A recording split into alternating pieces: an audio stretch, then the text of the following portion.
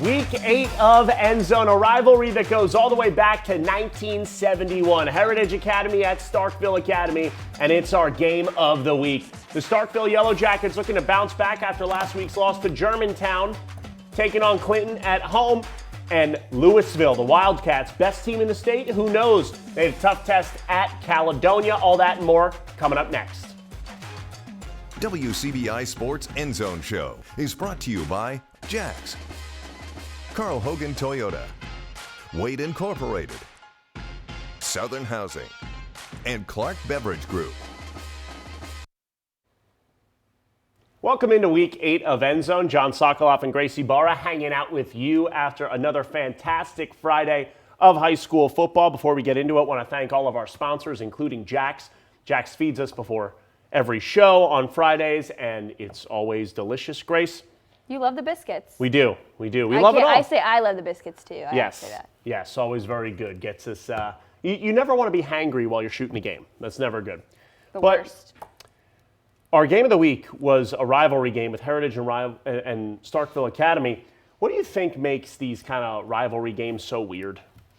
So I was not expecting weird on that question, but I think weird meaning like the outcome, yes. Like a lot of the time ends up something happening that no one expected. It's because I think all the emotion that goes into these games, these kids, you want to win every single game on your schedule, but when you have that rivalry one, you circle it at the beginning of the season. And I know that the Heritage kids looked at the Starkville Academy game, want to win it. The Starkville Academy kids, same thing.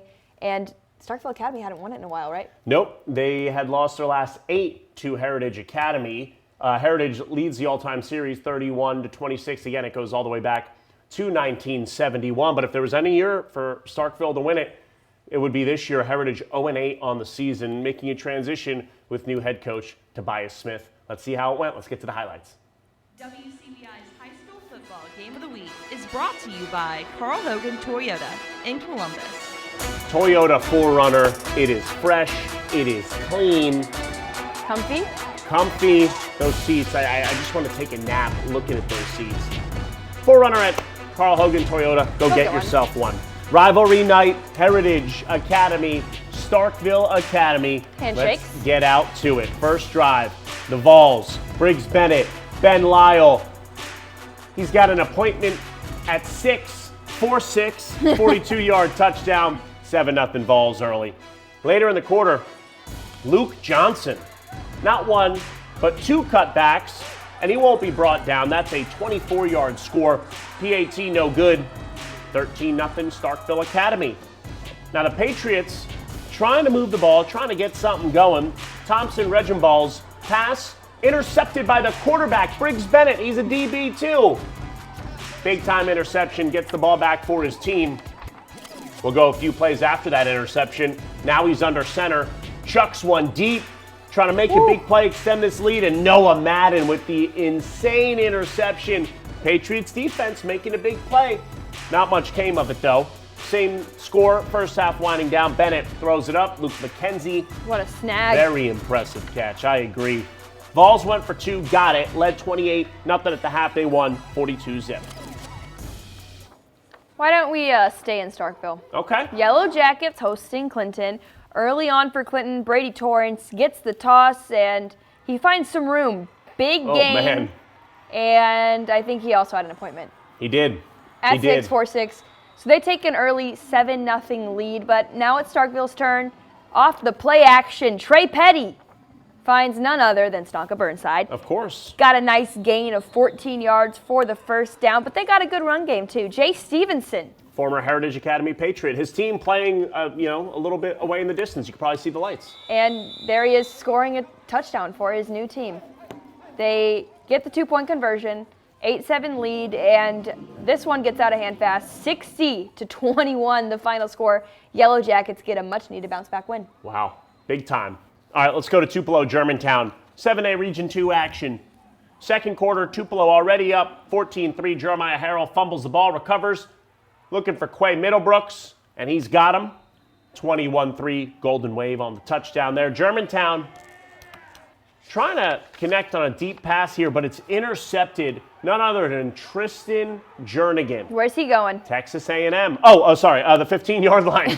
No, I was asking the commitment too. Of course. It was a double question. Of course. We got so many guys going to big places. Sometimes it's tough to keep track, but we do. We do a great job of it as well. We're lucky to have that many. And they're also lucky to have Tyreek Darden, who scores a touchdown here to make Tupelo go up 28-3. They take care of business, winning it 42-3.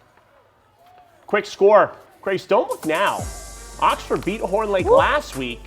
Now they beat DeSoto Central this week. They're just going up to North Mississippi, Don't right let outside the Chargers Memphis. get hot. Don't let them get hot, man. They won a state title in 2020. They got a couple wins under their belt.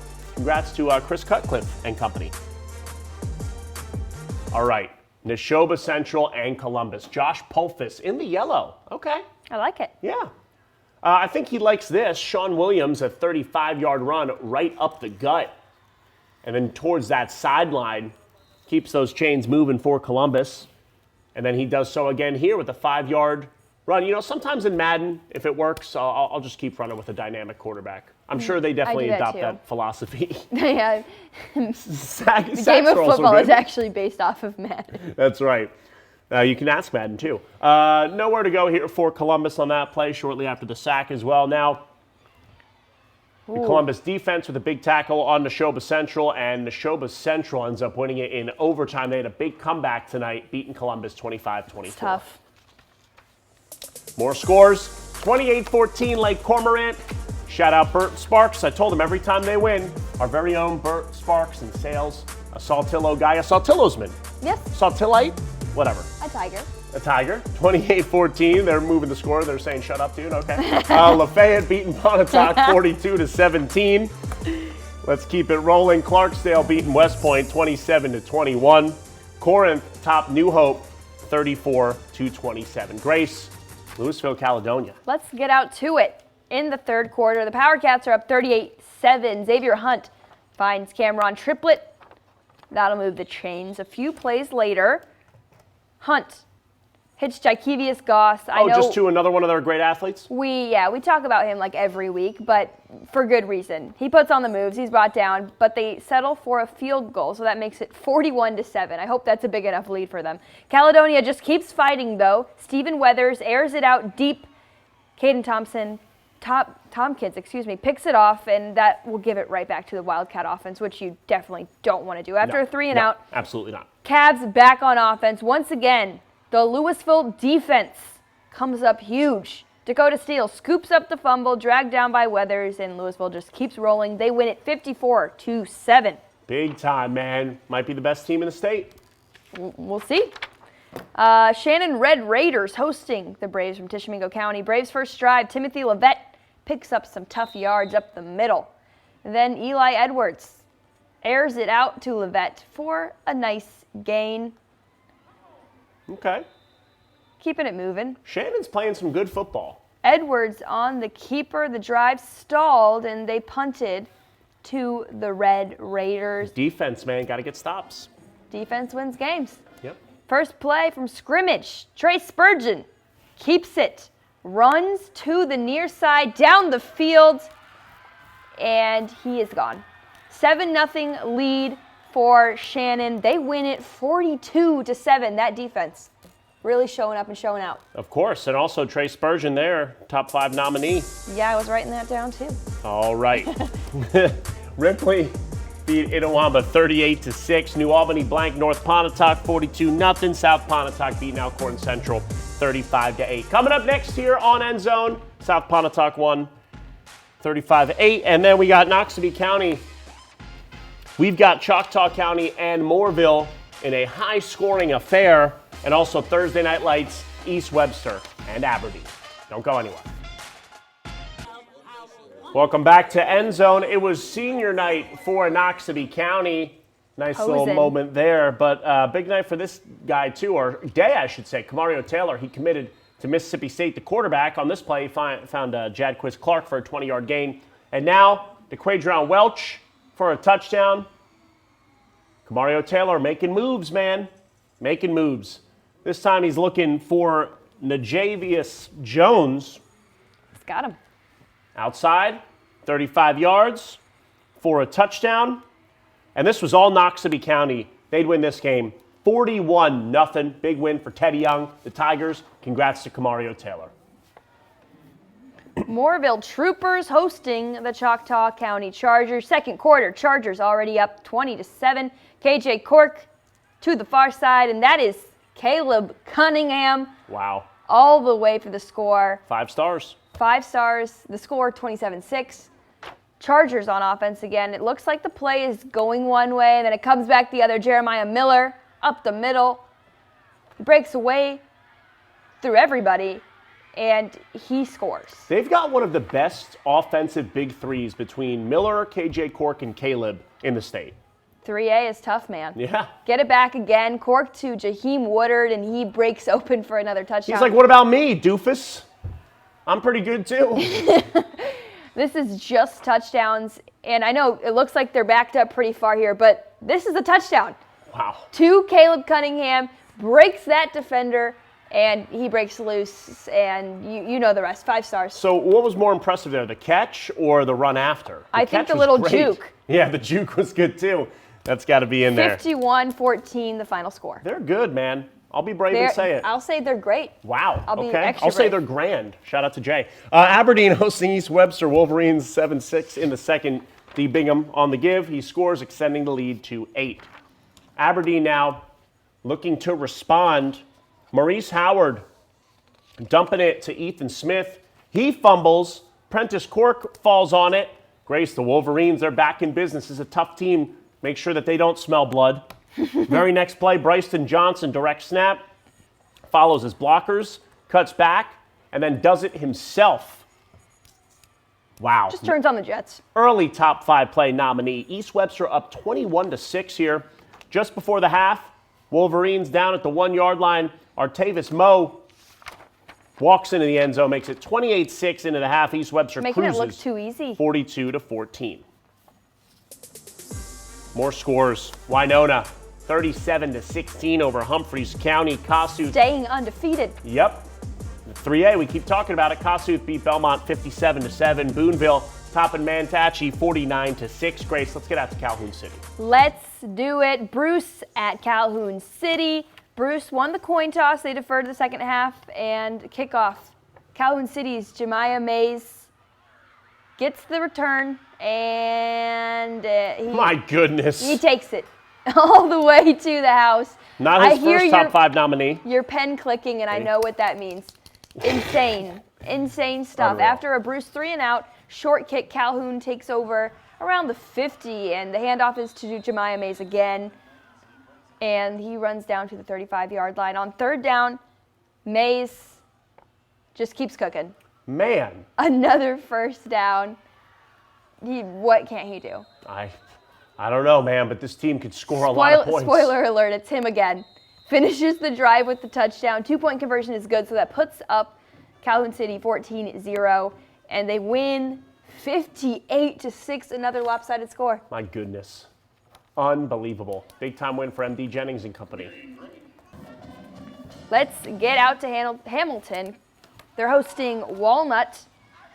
They're up 14 out of the half, and Kamarion Gray caps off the drive in the end zone for Walnut. Hamilton, though, is going to strike right back. First play, Drew Jackson with a big run, shows off the wheels.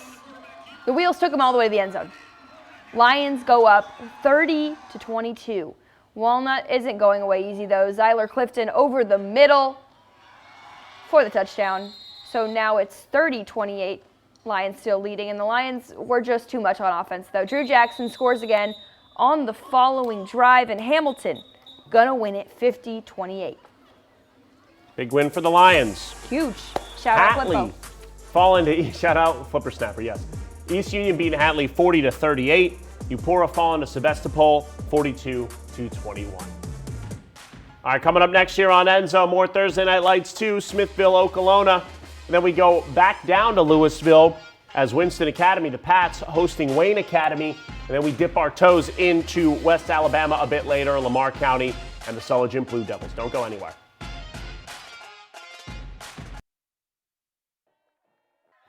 Welcome back to Week 8 of EndZone. We thank you so much for joining us. Smithville, Okolona, Thursday Night Lights, Chieftain Seminoles. Carson Spann finding Barker O'Brien for a short gain, and then O'Brien with a handoff scampers for a first down. Then the Seminoles, Parker Dean getting the call, goes for another first, but the drive was stalled. They had to punt. And this one would be all Okolona winning it 40-11. More scores. Vardaman, the team to beat in 1A. Is it Vardaman? Is it Bickersville? I don't know, but they beat West Lowndes 37-0. Shout out Cam. Shout out Sweet Potatoes. Baldwin beating Thrasher 56-6. They covered 49.5 with a teaser, the WCBI teaser. Just kidding. TCPS falling to Bickersville 45-0. Noxapater losing to Velma Jackson 62-0. Back-to-back shutouts is not Scorigami, but it's Scorigami's second cousin. Yes. All right, Lee Academy. Twice removed. Twice removed, yes. Calhoun Academy.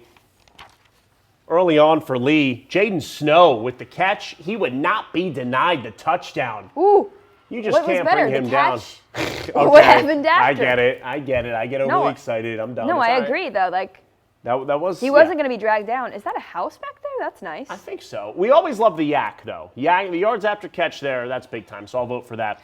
On this one, the defensive stop before the half was big time. And now, a little later on, Lee Academy trying to get more rolling before the half. Ooh. And, yep, but it had to be called back. No. Dead ball. And I do not believe we had a final for this one heading into here. So we'll move on. If you have the final, please send it in. Wayne Academy at Winston Academy. First quarter, Winston Academy up 7-6. Omar Scott gets the handoff, breaks a couple tackles, and he's got a nice gain of 25 yards. That'll pick up a first down. Second quarter now, same score. Holder Tidwell on the option keeper. He gets a nice gain of about 6. Later on, it is none other than Omar Scott again. Goes around the right side, carries a man with him, and just stretches on out into the end zone. Scores on a 25-yard scamper. The extra point's good, so that extends the lead 14-6. Winston Academy wins it 40-22. Big dub for those Pats. Kirk Academy over Columbus Christian 42-6. Winona Christian over Marshall Academy 21-14. East Rankin Academy falling to Oak Hill, or beating Oak Hill 48-28. All right, coming up next, well, we got some West Alabama for you. Don't go anywhere. Grace, you see that? That's a packed house at Sullivan, hosting Lamar Insanely County. packed house. Andrew said it was Lowe on the awesome. give, glides into the end zone.